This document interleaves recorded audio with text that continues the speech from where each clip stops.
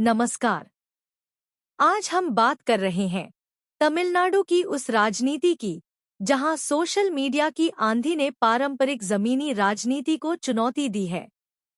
DMK प्रमुख और तमिलनाडु के पूर्व मुख्यमंत्री एमके स्टालिन ने साफ शब्दों में कहा है कि सत्तारूढ़ तमिलागा वेट्री कजगम टीवीके ने जमीन पर खास काम नहीं किया, बल्कि सोशल मीडिया के जरिए लोगों को प्रभावित करके विधानसभा चुनाव जीत हासिल की।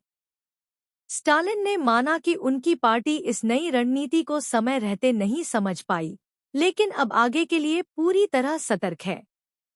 एक कार्यक्रम को संबोधित करते हुए स्टालिन ने डीएमके की विभिन्न गतिविधियों, पार्टी सम्मेलनों और मतदाता सूची के विशेष गहन पुनरीक्षण स्पेशल इंटेंसिव रिविजन से जुड़े कार्यों का विस्तार से जिक्र किया। उन्होंने बिना नाम लिए टीवीके पर निशाना साधते हुए कहा कि डीएमके की तरह उस पार्टी ने कोई ठोस जमीनी तैयारी नहीं की थी। उन्होंने सोशल मीडिया का इस्तेमाल बच्चों के माध्यम से परिवारों को प्रभावित करने के लिए किया।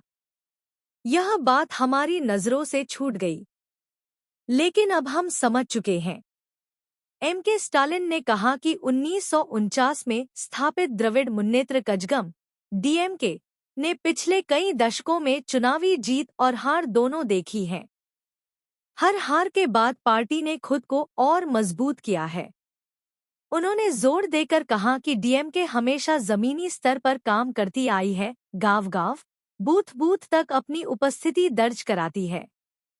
पार्टी कार्यकर्ता घर-घर जाकर समस्याएं सुनते हैं, समाधान निकालते हैं। स्टालिन ने टीवीके की रणनीति पर सवाल उठाते हुए कहा, वे कहते हैं कि उन्होंने क्रांति ला दी, लेकिन हकीकत यह है कि कई जगहों पर उनके पास मतगणना एजेंट तक नहीं थे। मतदान केंद्रों पर उनकी मौजूदगी नाम मात्र की थी। फिर भी सोशल मीडिया पर वायरल वीडियो, इमोशनल अपील और युवाओं बच्चों को टारगेट करके उन्होंने वोट हासिल किए। स्टालिन ने खुलासा किया कि टीवीके ने बच्चों को माध्यम बनाया। छोटे-छोटे बच्चे मोबाइल पर रील्स देखते, उन्हें पसंद करते और घर में माता-पिता को प्रभावित करते।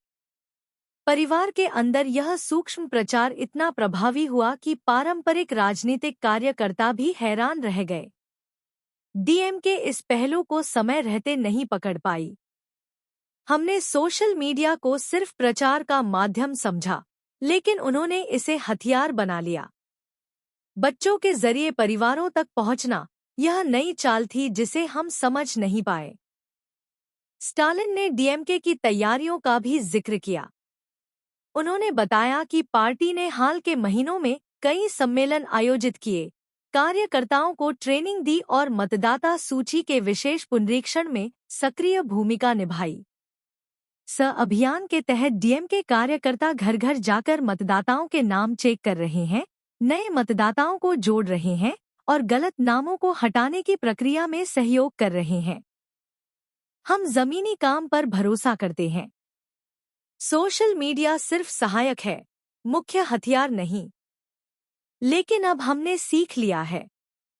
हम नई योजनाएं बना रहे हैं। हम सोशल मीडिया पर भी उतनी ही मजबूती से उपस्थित होंगे जितनी जमीनी स्तर पर।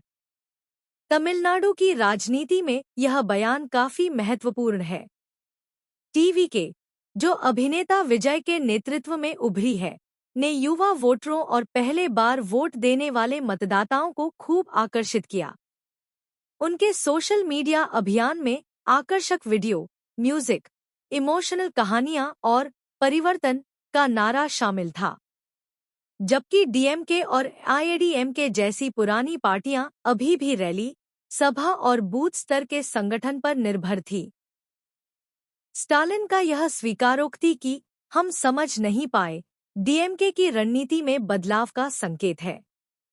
अब पार्टी युवा सेल को मजबूत करेगी, डिजिटल कंटेंट क्रिएटर्स को शामिल करेगी और बच्चों युवाओं को लक्षित करने वाली काउंटर स्ट्रैटेजी तैयार कर रही है। डीएमके 1949 से तमिलनाडु की राजनीति का अहम हिस्सा रही है। अन्नादुरै, करुणानिधि और अब स्टालिन, 3 पीढ़ियों ने पार्टी को मजबूत किया। हर चुनौती के बाद पार्टी ने खुद को नया रूप दिया है।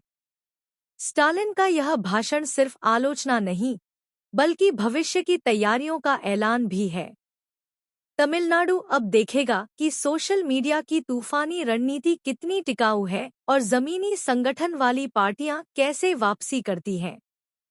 क्या टीवी के अपनी जमीनी उपस्थिति बढ़ा पाएगी या सोशल मीडिया पर ही निर्भर रहेगी? और डीएमके अपनी पुरानी ताकत के साथ नई डिजिटल रणनीति को कैसे जोड़ेगी? यह सवाल आने वाले चुनावों और तमिलनाडु की राजनीति को तय करेंगे। इस पूरे मुद्दे पर आपकी क्या राय है? कमेंट में जरूर बताएं। ज्यादा अपडेट्स के लिए चैनल को सब्सक्राइब करें और बेल आइकन दबाएं।